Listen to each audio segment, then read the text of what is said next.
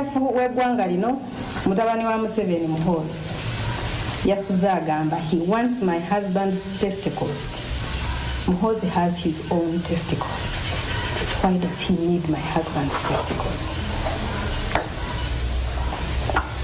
He has threatened several times to kill him. That's one of the reasons why he is on the run.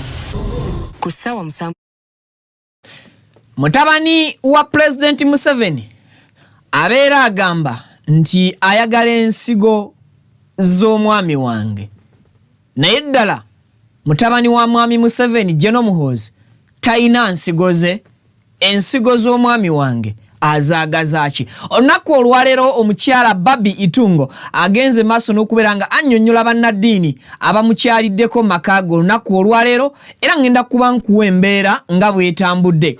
Bannaddiini okuva mu kibiina kyabwe ekibatwala ekimanyiddwa nga Anti-Religious Council olunaku olwaleero bawubyeko olubu lw'ebigere mu maka ga mwami His Excellency Robert Kyagulanyi Ssentamu agasangibwa e Magere. Ekyewuunyisa nti abantu abasinga baagaaniddwa okuyingira mu maka ga mwami Kyagulanyi, naye ate bannaddiini olunaku olwaleero bo bakkiriziddwa okusobola okuyingira obutereevu mu maka ga mwami Kyagulanyi. Nsonga ki lwaki ye ku mulundi guno Madam Babi oba omukyala ono mukyala Kyagulanyi akkiriza okugulira abantu bano? Tuula kalira owulirize bulungi emboozi gyegenda okuva ne gyegenda okuggwera.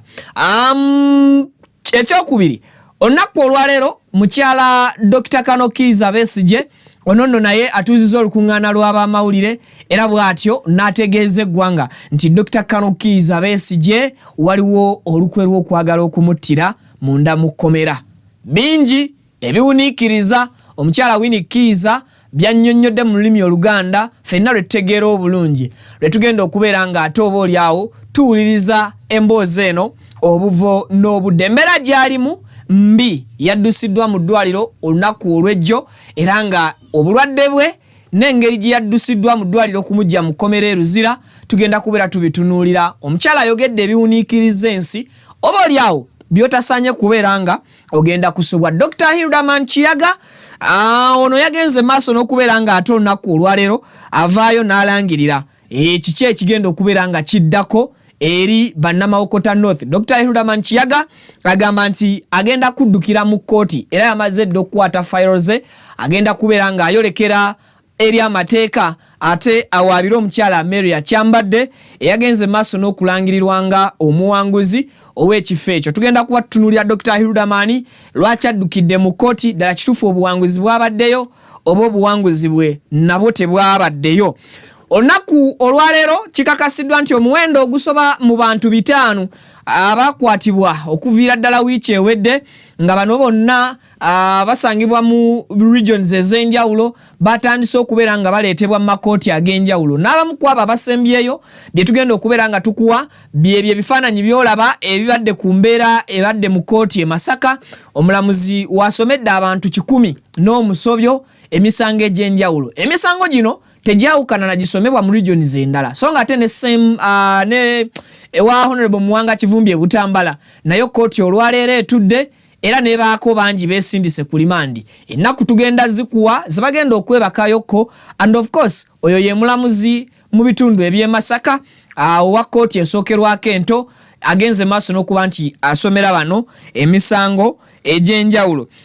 Police egamba terina interest olunaku olwaleero okubeera nti eyiga mwami Kyagulanyi, naye ate ebimu ku ebyo bibadde mu makaage nebyo tugenda okubeera nga tutunuulira. Ogenda kumanya lwaki poliisi egamba terina interest era tetrackinga mwami Kyagulanyi yonna gyali yo temuliiko, mbufunze yeeyiga yekka.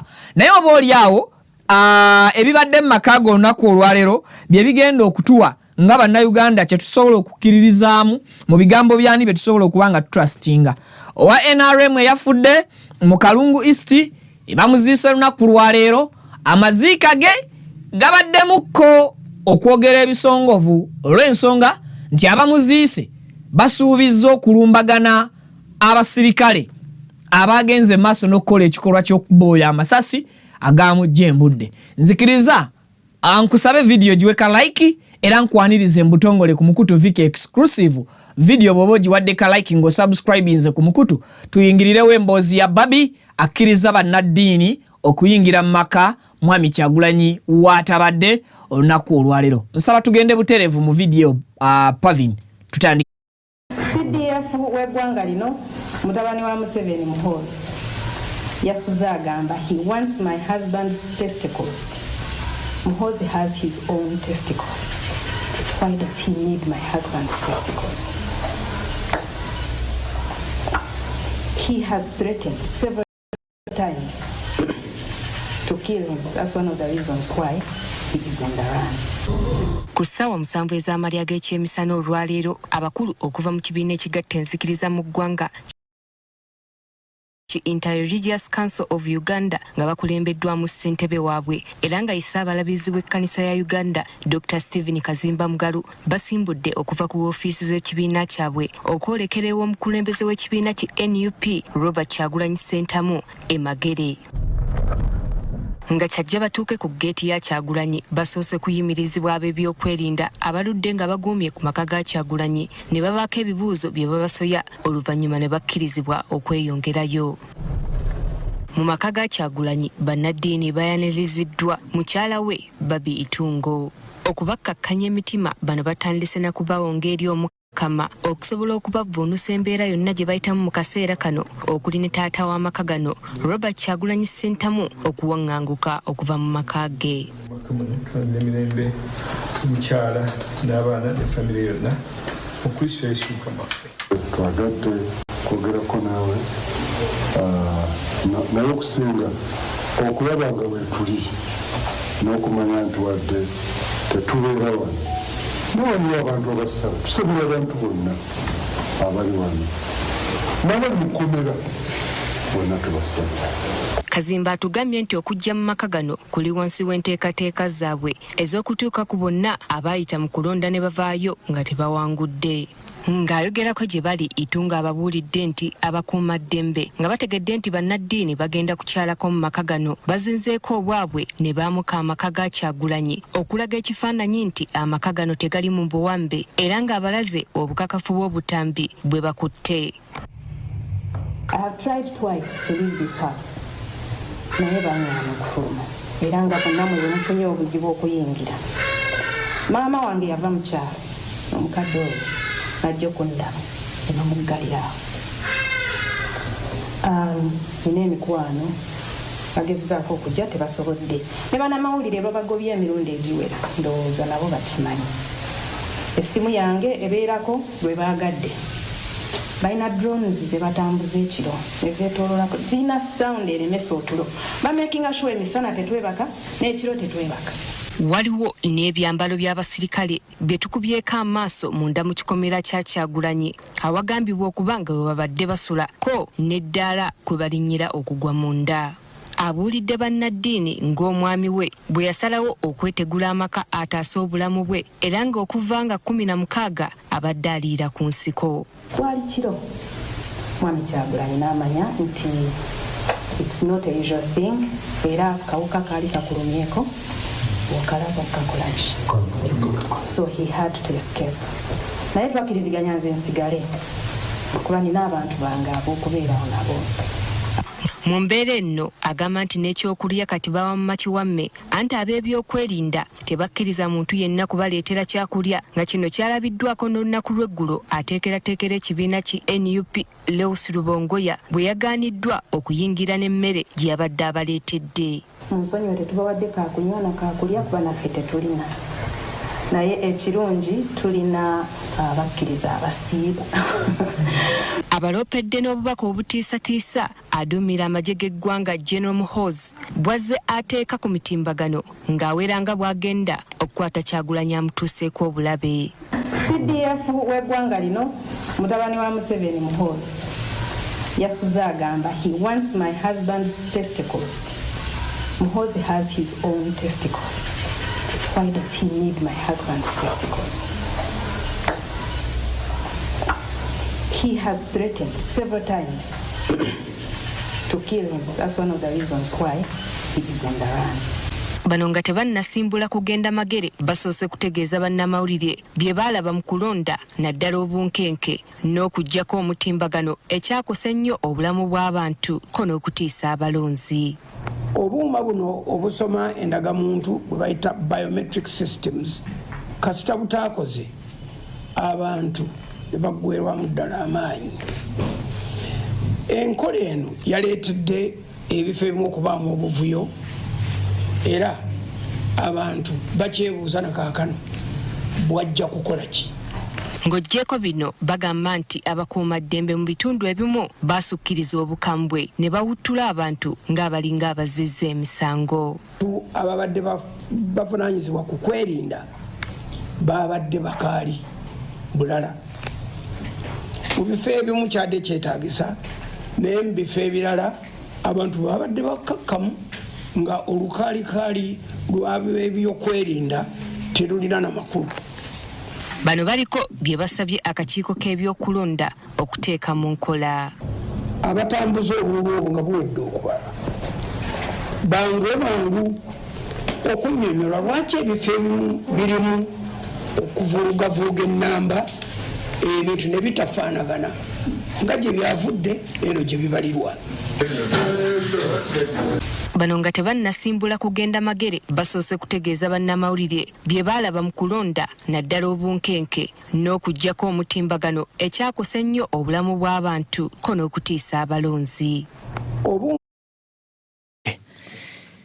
Kale, welcome to the show. Banyabo ne basebo.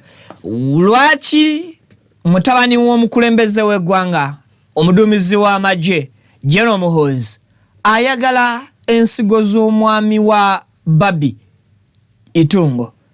Ekigambo ekyo oyinza okulowooza nkyesibyeko obwesibi, naye ekigambo kinene era kimiininga message nene mu bwongo bw'omukyala Babi. I know some of you can agree with me nti ekigambo ekiyimirizaawo amaka g'omusajja mu maka ng'omukyala yagasigaddemu ng'akuwa n'ensonga nti ezo ze zimu ku mpagi ezatunuuliddwa Bobi Wine okusalawo okwabulira amaka ge yakeera okumakya ne yeezimbira.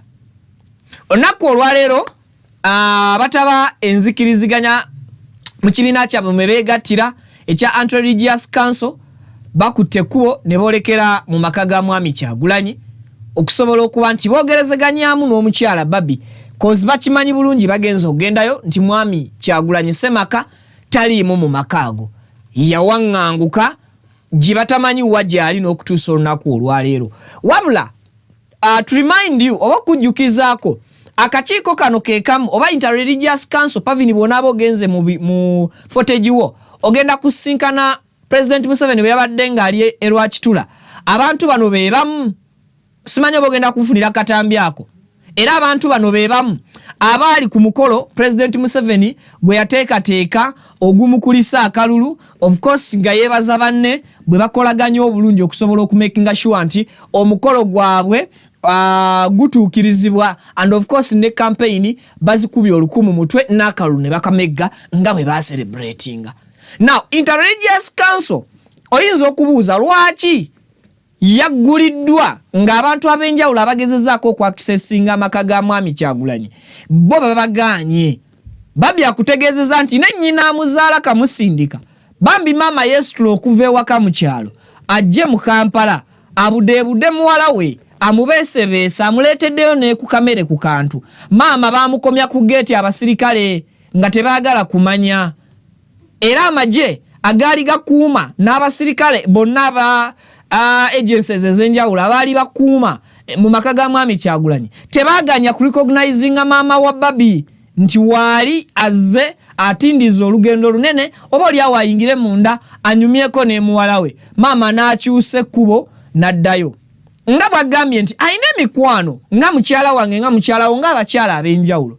Egyo gyonna mikwano gya Babi gibadde nga gijja oba gibadde nga gigezaako okumutuukirira mu maka bamuleetere kubikozesebwa naye nga bonna babagaana. Now David Louis Rubongoya ne bannamawulire abaasembyeyo olunaku olw'ejjo nabo bagobeddwa. Secretary General w'ekibiina omukyala bwe yafunye oluwenda n'amuyisaamu akasimu yamutegeezezza nti balaakinga ebyokulya ewaka bye balina bibaweddeko. And even in this story oba ne mu lugendo lw'abannaddiini okukyala mu maka olwaleero era bannyonnyoddwa ensonga lwaki tebabawadde yadde kaakulya ate nga bajjidde mu ssaawa ezibadde ez'amalya g'ebyemisana ne batabateerako yadde akantu konna akaliibwako oba akanyeebwako. Lwaki? Nti akamere katuuka ne katuniwa ewaka naye n'abagezaako okukaleeta enkambi eyali yateekebwa ewaka ey'amagye ebadde tekkirizibwa oba ebadde tekkiriza muntu yenna kusigala nga ayambako bano obulamu okutambula nga buli soft. Now ensonga bwedda gye tubuuza lwaki interreligious council ze nti Babi annyonnyola kugamba interreligious council bwe bategedde nti egenda kujja mu maka ga Bobi ab'ebyokwerinda bayanguye mangu okuzingamu engugu zaabwe wakati mu kupapirira waliko n'ebyambalo bye balesse mu compound bwe babadde basiisiitira ne bateeka tenti yaabwe wakati mu kubirira bapaakinge babulire balowoozesa abagenda okujja nti oba oli awo tebagenda kusangawo omuntu wano agenda bagamba nti wano wabaddewo heavy deployment bakkirize balesse ebimu ku bikozesebwa eryo ly'eddaala lyolaba erikozesebwa ab'ebyokwerinda okubuuka okuva ku kikomero ebweru ne bayingira munda era eddaala lyabwe baalireseewo. Now tewali amanyi mu kaseera kano oba n'okutuusa kati obanga ab'ebyokwerinda bazzeemu ne bakozesa method y'emu oluvannyuma lwa interreligious council okwabulira amaka nga bakola ki nga bajja. Kakati abamu ku abo bannaddiini ye Ssaabasumba Kazimba Mugalu abaddeyo, omukulu Dr. Joseph Sserwadda abaddeyo, n'abakulu abalala bonna ab'eddiini ndabyekawo onamyuka ow'Abasiraamu nga naye waali n'abamadiini abalala bonna abasobodde okubeerawo. Nkugambye ttiimu eno ekutte ekkubo nejja olwaleero mu maka ga Mwami Kyagulanyi ye ttiimu yeri yeemu eyaliyo mu kulangirira President Museveni erweza erubowa Electoral Commission era ye ttiimu yeemu eyali erwakitula kyankwanzi lwakitula ku bifo ebibiri nga President Museveni ayozebwa olw'obuwanguzi nga bwogenda maaso n'okubalaba abo baali wa President Museveni. Kakati abo be bantu era be bamu ebyambalo kumpi byebimu era bwe bakusituse ne bagenda ogutali musango naye bwe bajja eno boogera ki bwe bajja eri boogera ki mu nteekateeka y'olugendo lwabwe lwaki bazze bagamba nti kiri mu nteekateeka yaabwe okulambula ku buli eyameggebwa akalulu. So batandikidde ku Mwami Kyagulanyi ng'omu ku baakubwa akalulu ak'obwa president era balina enteekateeka okweyongerayo mu ba presidential candidates abaki abalala ab'enjawulo mu kubanga bongera okubagumya okubabeeza okubalaga obumu n'okubalaga nti ensi tekoma kufiirwa kw'obululu kwe baakola ki kwe baafuna era nga ndowooza bagenda baba emphasizinga eggwanga bakole ki balyongereyo. Naye kati kyesitegedde bwe banga nteekateeka y'abannaddiini okugendanga mu maka ga buli eyakubwa akalulu ba presidential candidates bano abeesimbawo bategedde butereevu and they were aware nti Mwami Robert Kyagulanyi Ssentamu taliiwo wakaawe andi mukazi we si ye yeesimbawo. Lwaki bajjidde mu kaseere waka wa Mwami Kyagulanyi nga ye taliiwo? And of course babadde aware nti Mwami Kyagulanyi takola ki taliiwo. Naye ekibuuzo lwaki bazze Mwami Kyagulanyi mu kaseera katabaddeewo? Message ebadde eyina okuweebwa Mwami Kyagulanyi bagirekedde Babi oba ebyama bya Ssemaka bwe sibaawo balina bikwasa mukyala wange. Kakati awo wabaddewo ekibuuzo ekisoomooza bannaddiini bano kye batatunuulidde oluvannyuma bafunyemu photo moment era ekyo babadde bafuna kifaananyi oluvannyuma kimaze ekifaananyi ekyo ne kifuluma ku mutimbagano ne bamala ne bakwata ekkubo ne baabulira amakaage. Ensonga endala Babi gy'araisinze nga sinnaba kuvaawo awo, Babi agambye nti essimu ze bazimuteera we baagalira so si ye nannyini essimu waayagalira. Oyinza okubuuza kisoboka kiti essimu yange njirinamu 5 ate baginteera batya wenjagalira baagiwamba? bera muntu wa .com si kyategeezezza.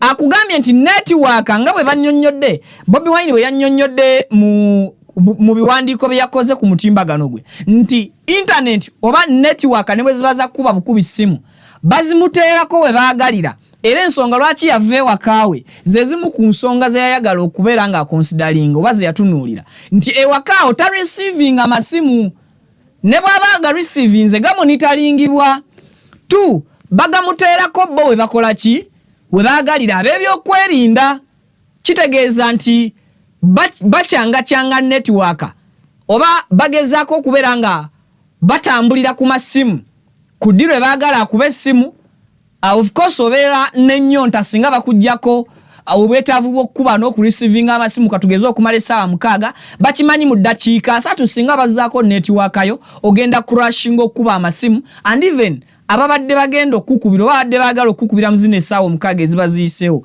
babeera bapapirira baddemu eva nga batryinga ku namba yo balabe oba kweri and enamba yo bw'enaaba eyiseemu automatically naawe obedde oli mbwetaavu bwakwogerako n'abantu abo ogenda kwanguyirwa okukwata essimu zaabwe kyangu kya bo kulumika simu ezo ne bagenda maaso n'okuba nti bawulira buli mboozi egenda maaso kitegeeza nti bakuggyeko eddembe lyeri obuntu bafunye olukuso batandise okufuna access ku data wo nga tobawadde kukkiriza kwo so now Babi agamba essimu bazimuteera we baagalira kasi tumanyi naye ng'ebweru deployment weeri yadde Interreligious Council yagenza okujja mu maka ga Bobby Emagere ababadde munda bebe bulunguludde ne bafuluma ne bagenda naye ababadde bakuuma ebweru bo basigaddewo era beebo abayazizza n'okubuuza kajojijoji w'ebibuuzo abo ababadde bayingira mu maka agamwami Kyagulanyi ng'ate abalala babadde bakola ki ng'ate abalala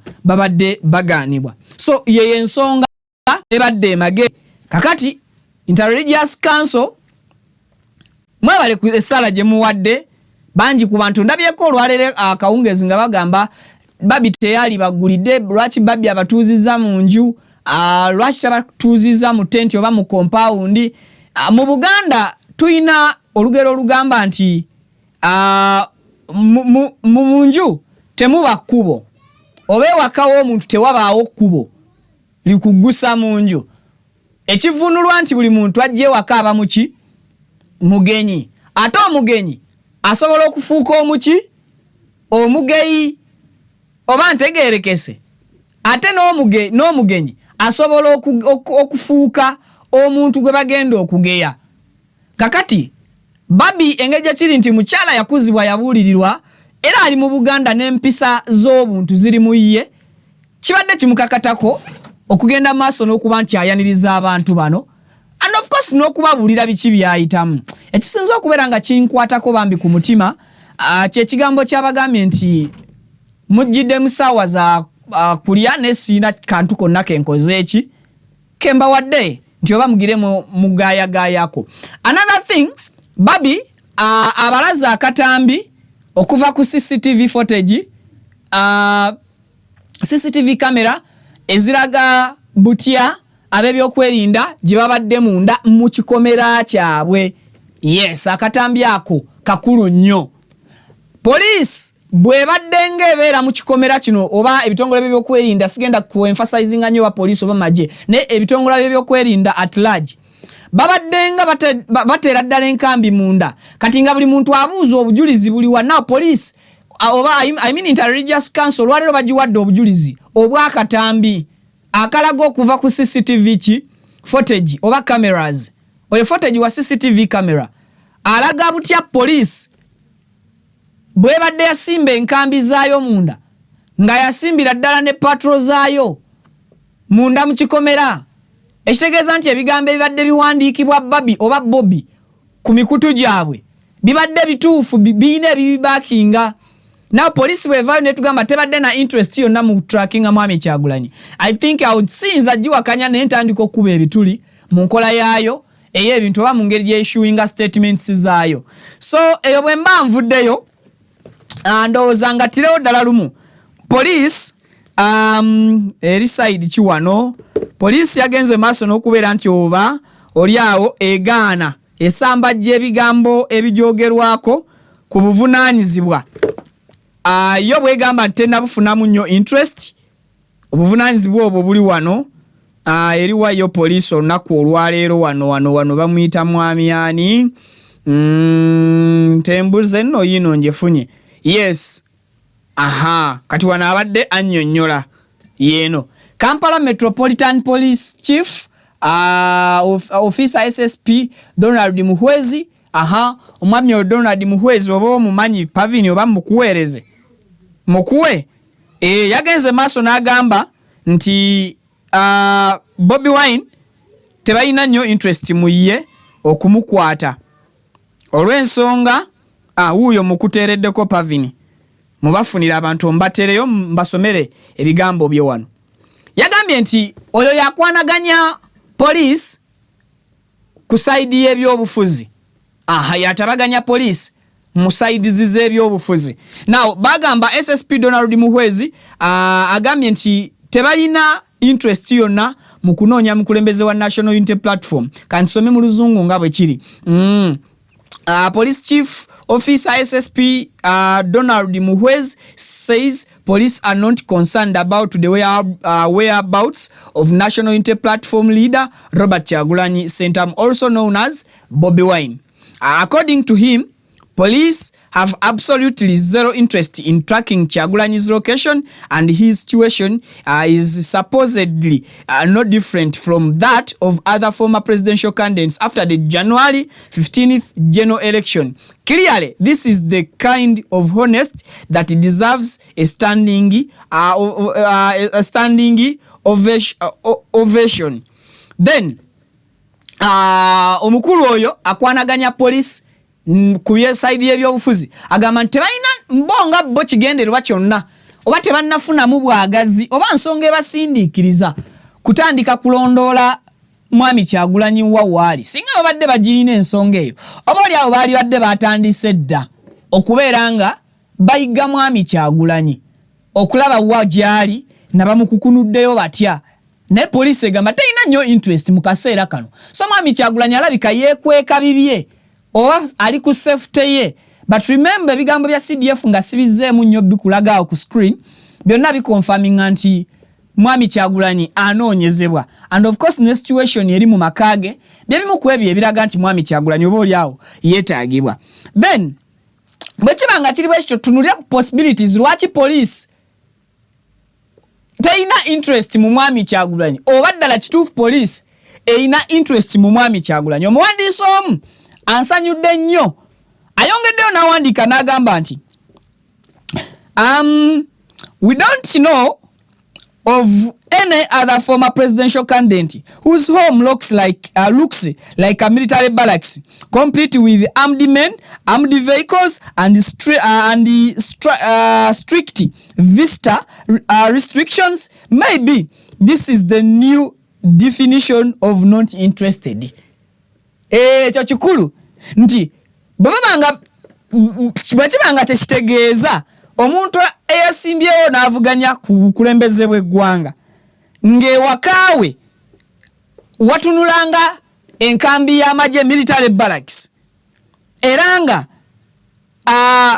waliwo abasajja abakutte ebyokulwanyisa abayitirivu nga waliwo n'ebimotoka armed vehicles ebimotoka ebyo eby'entalo era nga waliwo n'obukwakkulizo obugaana abagenyi okukukyalira era ndowooza eyo yenkola empya ey'obutabeera na kigendererwa mu muntu as not being interested era omuwandiisi ono ansanyudde ayongeddeyo n'agamba nti what we don't know is that yesterday the boss of this human being spent the entire day on social media platform X issuing updates like a weather forecast. His Excellency Robert Kyagulanyi Ssentamu, aka Bobi Wine, should report to the nearest police station within 48 hours or be declared a label. After that, the forecast switches to thunderstorms and shoot to kill orders. Nti mukama wono agamba nti tebalina interest mu kunoonya mwami Kyagulanyi na kumutrackinga.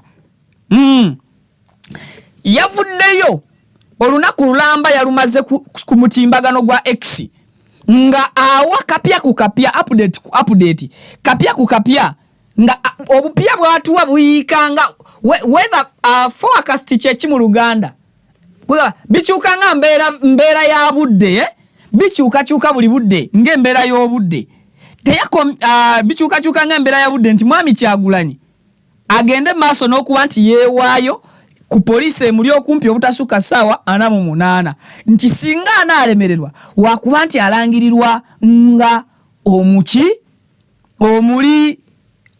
ng'omuyeekera as a label.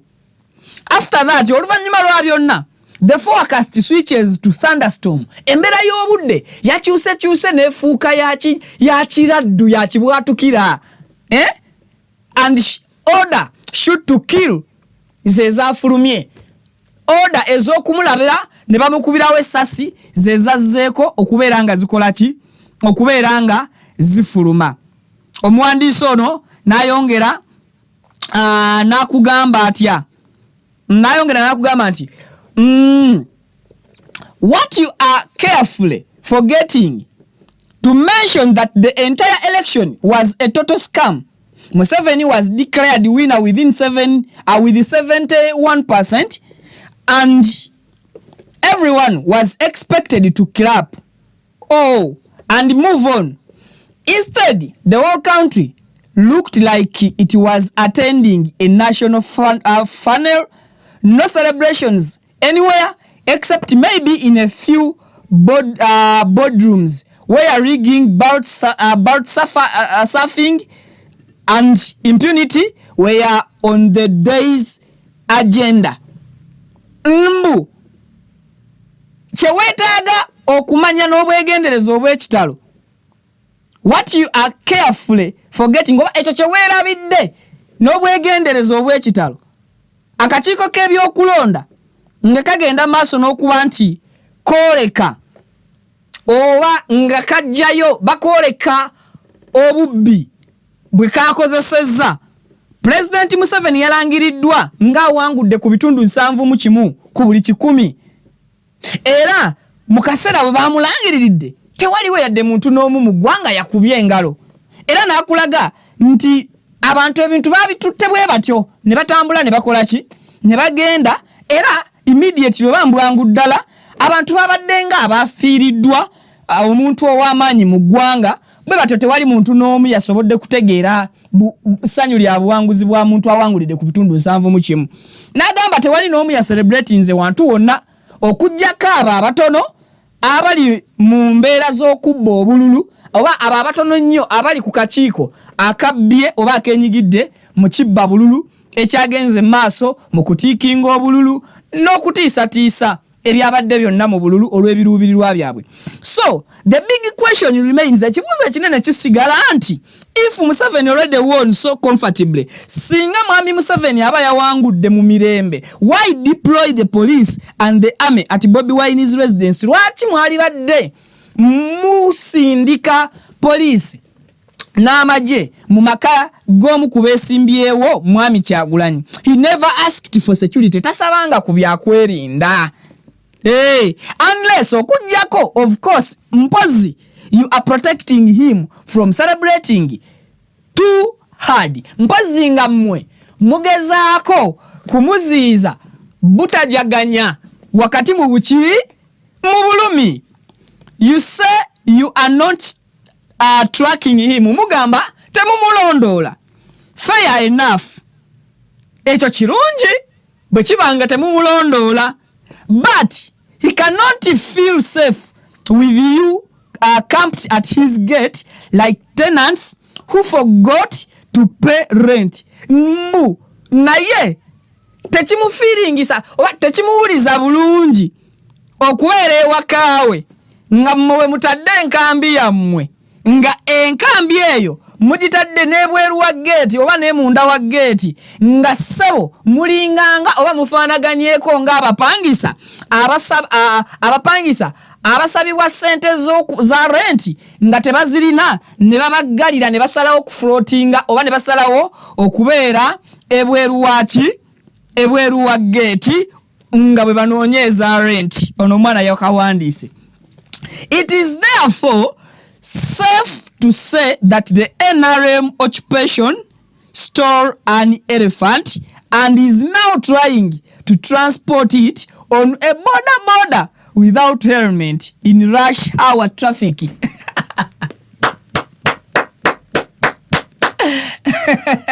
Kanga udirem. Hey, agami, it is therefore safe to say nolwecho chirungi fene tugamba that the NRM occupation stole an elephant. Abantu be NRM abetabye mu nsonga zino babbye enjovu ne bagezaako okugitambuliza ku boda nga teyina element ku mutwe ate mu ssaawa ez'okupapirira ez'akasamba ttuko oba ez'akalipagano k'ebidduka gye tuyita traffic jam. You are wondering what he is up to because he has a habit of resurfacing with the surprises that leave you politically naked in public. Nti mugenda maaso n'okubeera nga mwewuunya kubanga okusirika kwe oba mpisa ya mwami Kyagulanyi okwesirisanga n'amala n'abakubako surprise nga surprise ezo z'abakubyeko zireka zibambudde politically oba mu nsonga z'ebyobufuzi zireka zibaweebudde oba nga zibambudde. Okay?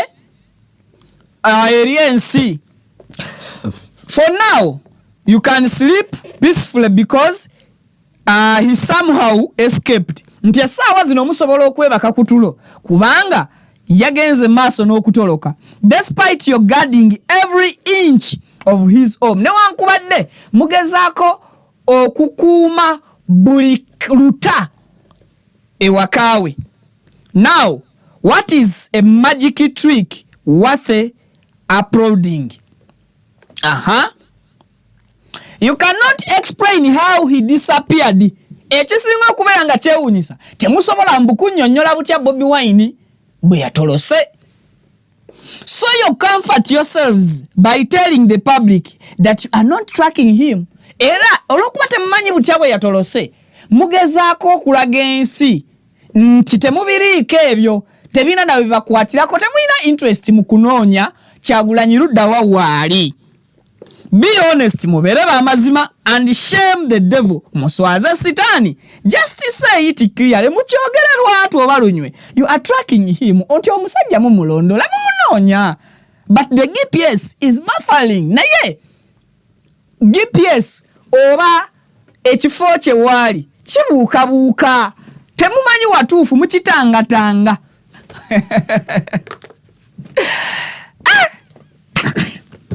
Now that is the story about omukwanaganya wa police. Kuchichi ekitali interested kubanoonyesa mwami Kyagulanyi and lwaki abantu balowooza nti tebamuliiko ne bamuliko olw'ensonga z'enkoze eki zenkumenyedde zenzije ku mukutu gw'amawulire ogumu. Ewe mba nvuddeyo mukyala Dr. Kano Kiza Besigye nga ye Winnie Kiza avuddeyo olunaku olwaleero n'ayita press conference oba ayise olukuŋŋaana lw'abamawulire ayogereko eri ensi ku bulamu bwa Dr. Kano Kiza Besigye na biki ebigenda maaso ku side ye. Nsaba tubiwulirize tubiwe amatu babituwe.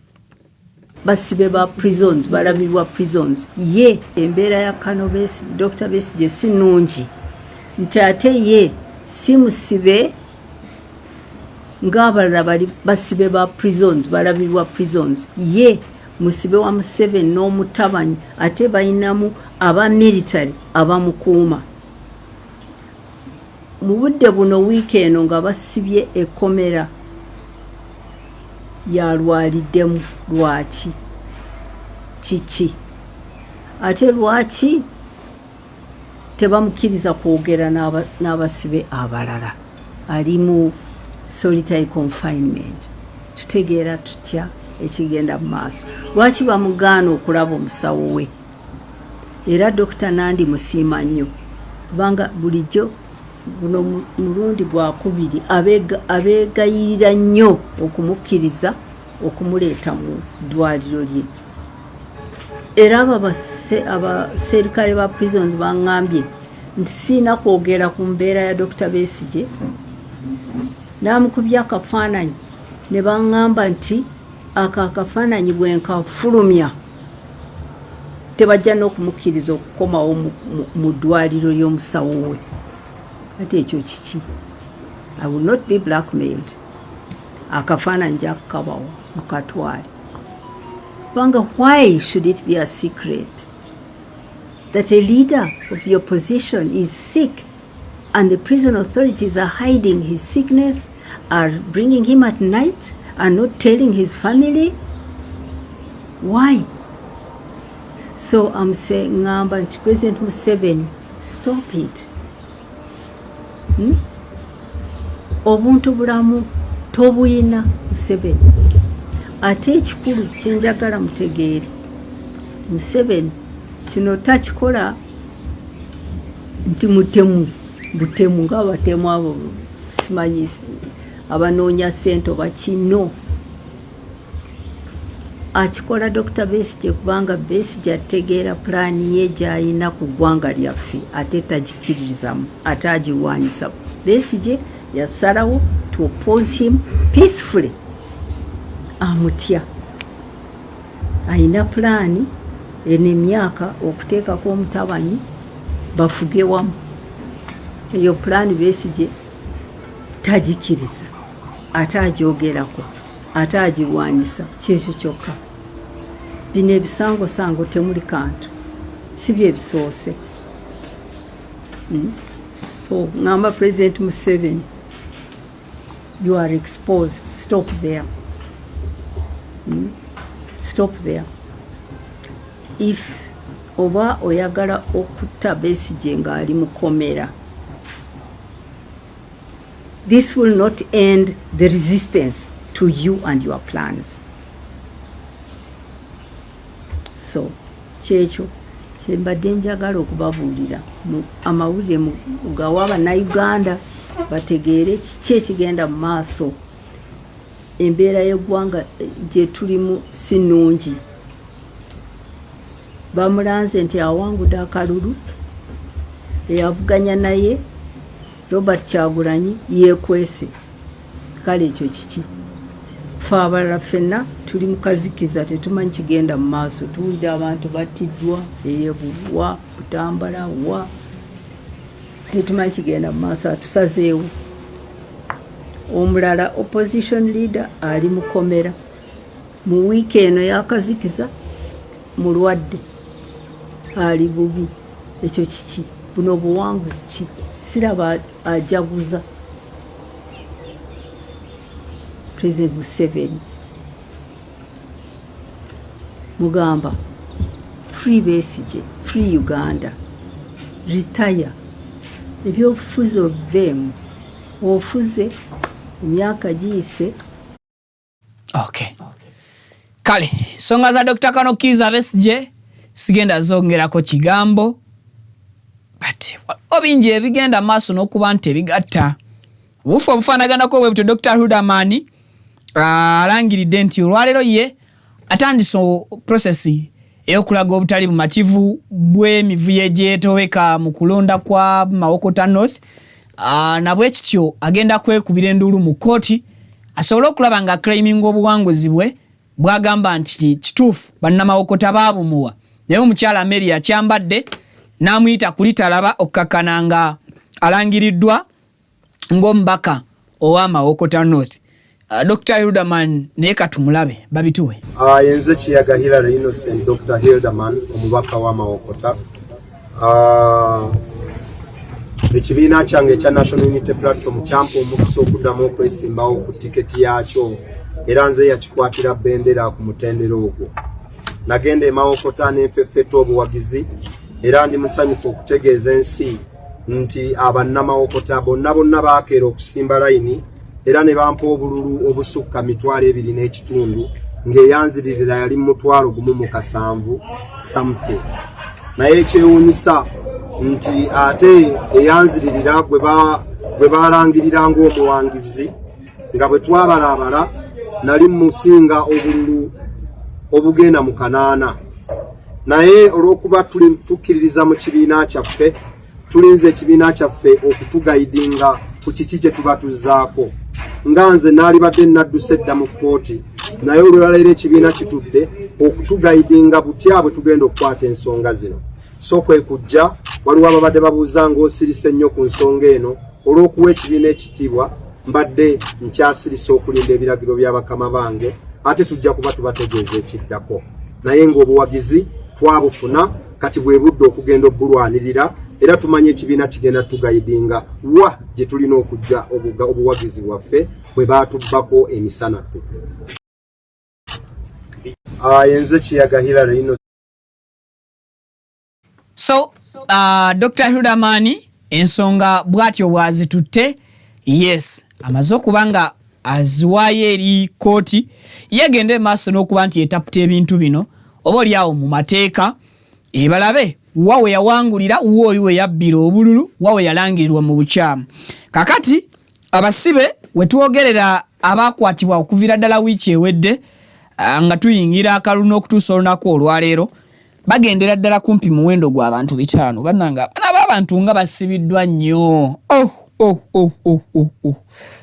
Abaana b'abantu bangi basibiddwa. So kompe Council Samuel Muyizi y'omu ku bannamateeka b'ekibiina kya NUP ng'agenda maaso n'okunnyonnyola oba oliawo ku mbeera abasibe gye balimu n'embeera gye yabasanzemu. Of course yabadde agenza okulambula abasibe bonna. N'omu ku bassabakunzi wa NUP Habibu Buwemba nabagambako gye bwavaako emabega wiiki ewedde nti yakwatibwa ng'ebulayo b'ennaku 4 tugende mu kalulu. Habibu Buwemba baamukwata ne banna abalala baali 3 babayoola ne babatwala ku poliisi. Kakati soko mpeko ku Council Samuel Muyizi ng'akubuulira omuwendo kumpi gw'abantu 4 ogwo ye gwe yakakasizzaako ng'aboolwaleero abalala b'engenda okugattirako okunnyonnyola ne dates zaabwe kwe bagenda okuddira mu makooti tezinnaba kukola ki kugattibwako ennamba ezo. Batuwe Council tuwulire.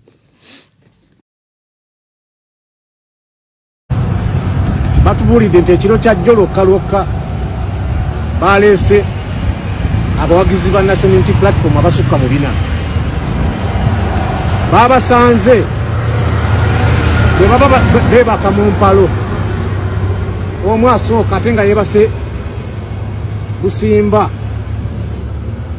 tebalina we bebaka kati ate bwe bayongeddeko abantu abangi be bayiyeeyo jjo buli lunaku bayiwayo abantu abalala bebase mirengo nti buli bantu 3-4 omu yebaka wansi omulala mweberekako n'omulala nti embeera gwe mujjuzo oguli mu kkomera kakati kubanga abantu bayiwayo buyiyi.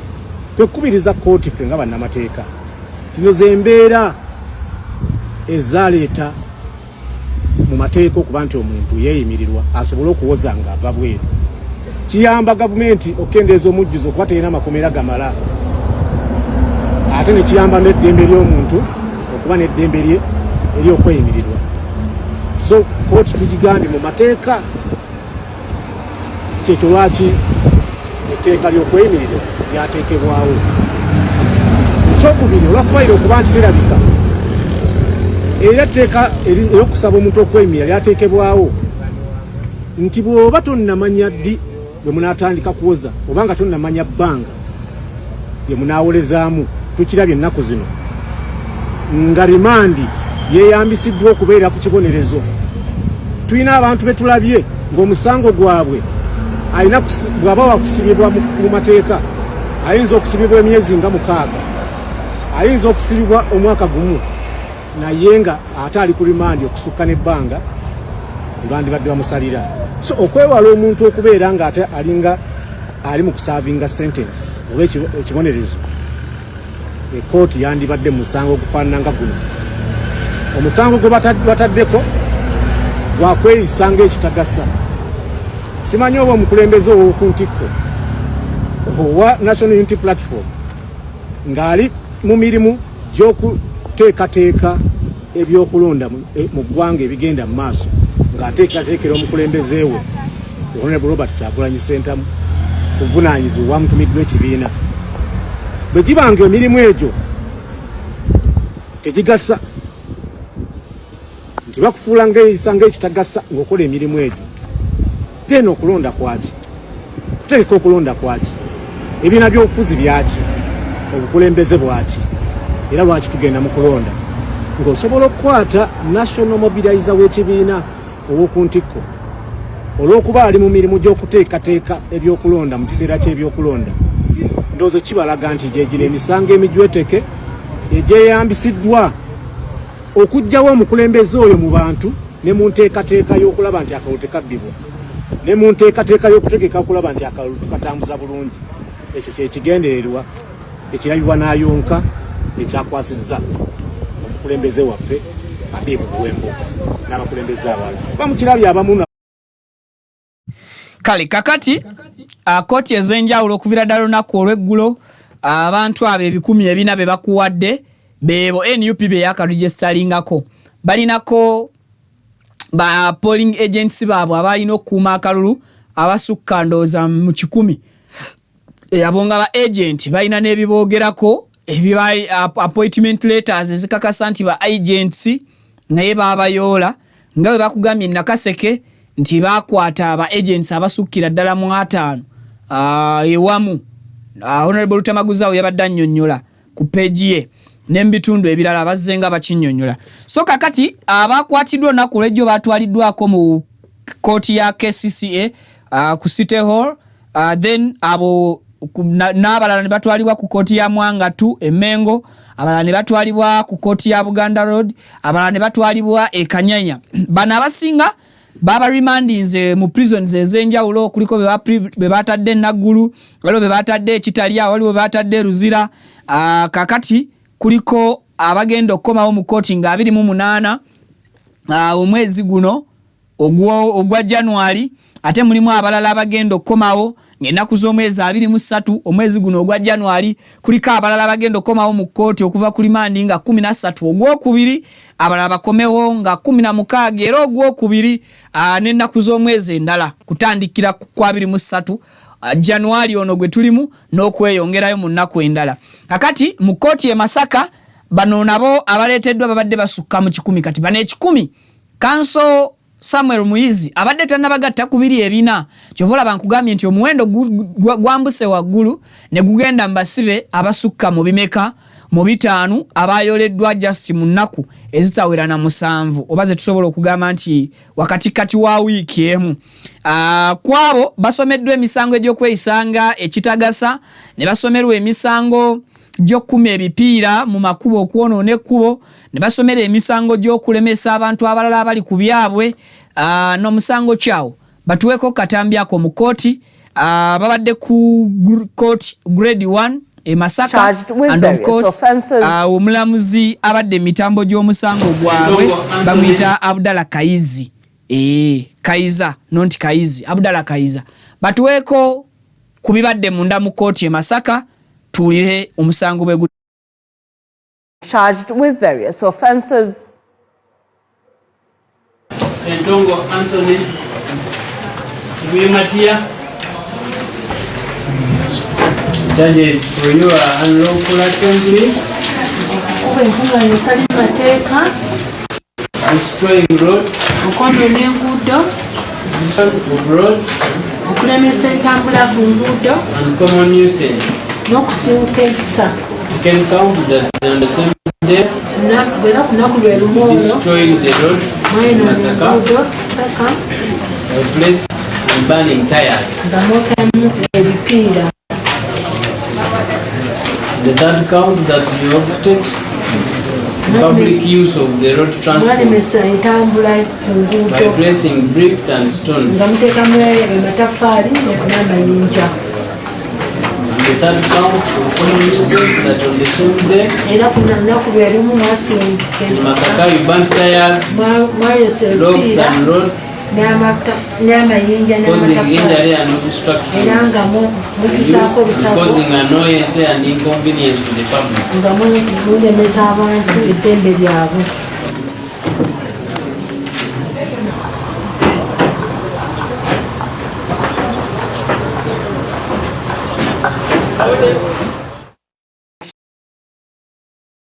Kale egyo gye gimu ku misango gye basobodde okukyajinga abo abantu 10 n'okusukkawo abaleeteddwa bawaddeko ndowooza abaana abato babadde nga 4-5 ababadde bato ddala bambi mu myaka babawadde bo bakkiriziddwa okweyimirirwa abalala bo ne basindikibwa mu nkomyo okutandika n'ennaku z'omwezi 23 lwe bajja okutandika okomezebwawo n'okweyongerayo okugenda waggulu. Kakati simanyi Pavini oba olina intaneti awo akatambika kano bakafulumizza kali ke twabalaze so awujja kabateeramu naye kale eyo nga tuvuddeyo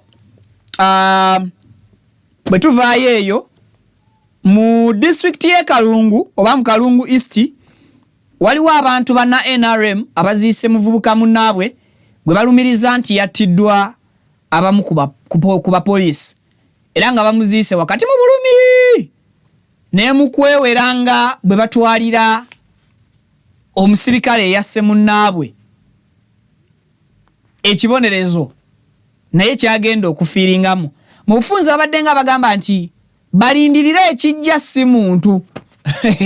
Now here we are mu Uganda ya leero ng'omusirikale oba ng'omuntu wa bulijjo yeewerera omusirikale okutuuka ku level eyo nti nzija naye ogenda kufa naawe nga bwe wassa omulala. So this is still violence yegenda amaaso n'okuba nti etambula mu ggwanga. You know, when it comes to protecting our gains, it doesn't mean that to those who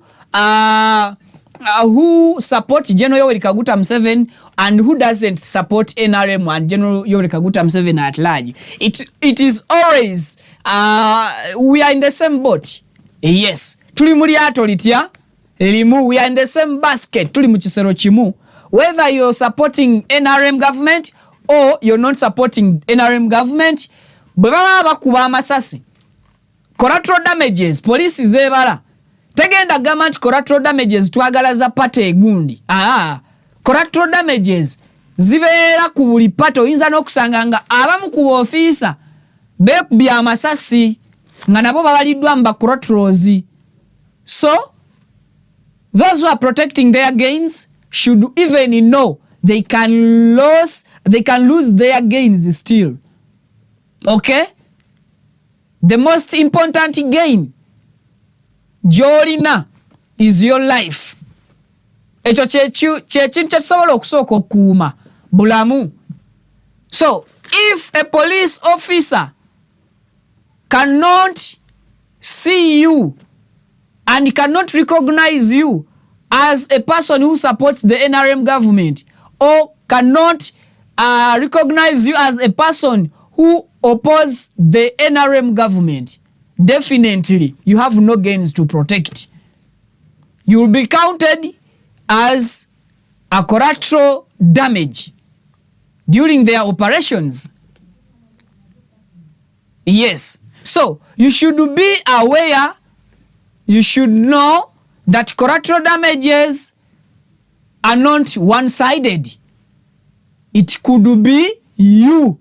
It could be another person.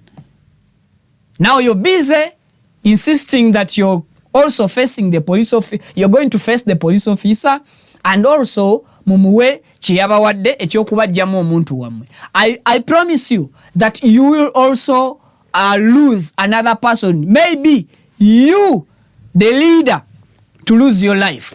And you have no gains to protect there and then.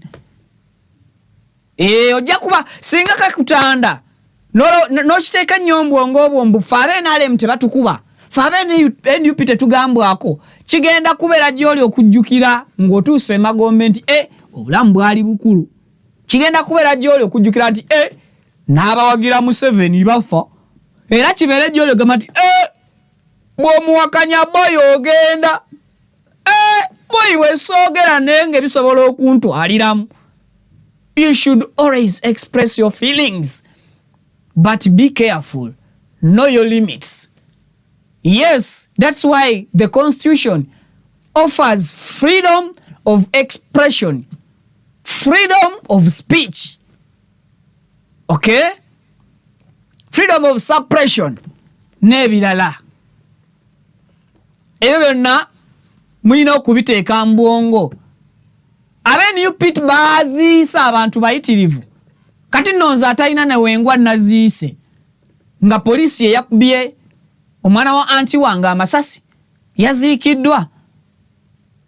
Kakati gwe abadde alowooza nti oli we NRM, abadde alowooza nti oli we NUP, oli wa JEM, oli wa Mutisa Edduge, gukugwira essaawa yonna.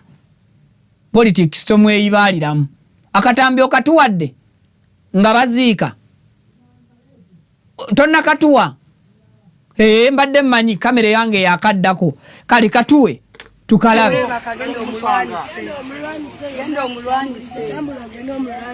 Alright, kakati tuze okuziika munnaffe kubamu bebakuba amasasi.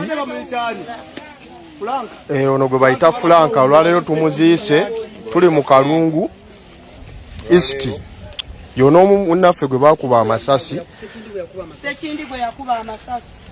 Abamu naye nga security yonna eri mu Kalungu tubasaba abalemeddwa musuuleewo woofiisi zaffe kuba tujja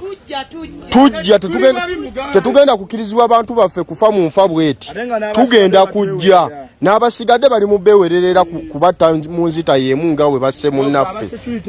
Naye abasecurity muli ku sayidi enkyamu, ffe tuli bawagizi ba Pulezidenti Museveni. Okitegeera, naye bwe musalawo ne mutukuba amasasi emmundu za gavumenti, ffe tuwagira gavumenti.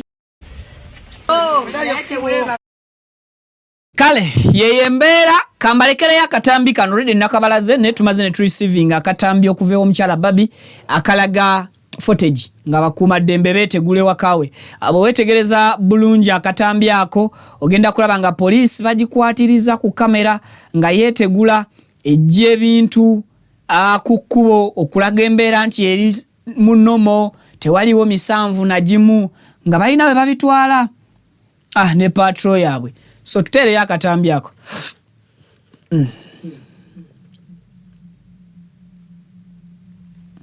Tekaliimu voice?